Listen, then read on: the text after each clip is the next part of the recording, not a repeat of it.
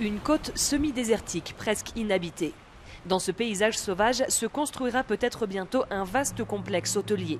27 000 chambres, 2 terrains de golf, port de plaisance. Un projet contre lequel se battent les habitants du village de Cabo Pulmo. Ici, on pratique l'écotourisme. Ce qui nous intéresse, c'est le tourisme tranquille, le tourisme qui fait attention à la préservation. Judith s'occupe des bungalows. Au maximum, 200 touristes peuvent vivre ici. Nous n'avons pas d'énergie électrique, nous n'avons que l'énergie solaire. L'eau vient du puits d'un voisin. Il y en a peu dans la région et chaque visiteur est prié de l'économiser. Nous n'avons pas d'eau tous les jours, mais 3 fois par semaine et pour quelques heures. Comme les autres habitants de Cabo Pulmo, Judith est aussi préoccupée pour l'avenir du récif corallien. Car cette aire naturelle protégée de 71 km² revient de loin. Il y a 15 ans, la zone était épuisée par la surpêche. C'est le village qui s'est mobilisé pour le sauver, en arrêtant la pêche pour passer à l'écotourisme.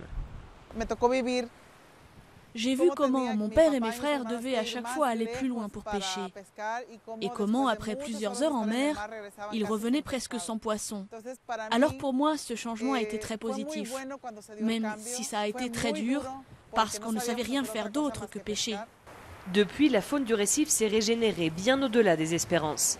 Des efforts que la communauté ne veut pas voir ruinés par le tourisme de masse.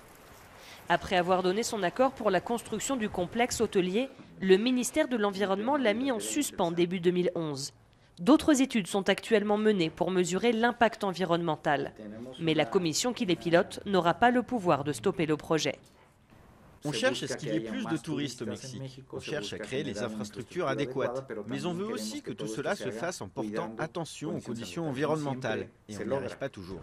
L'entreprise espagnole Ansa Urbana, promoteur de la zone hôtelière, n'a pas donné suite à nos demandes d'interview. À Cabo Pulmo, on retient son souffle en attendant l'avis définitif du ministère.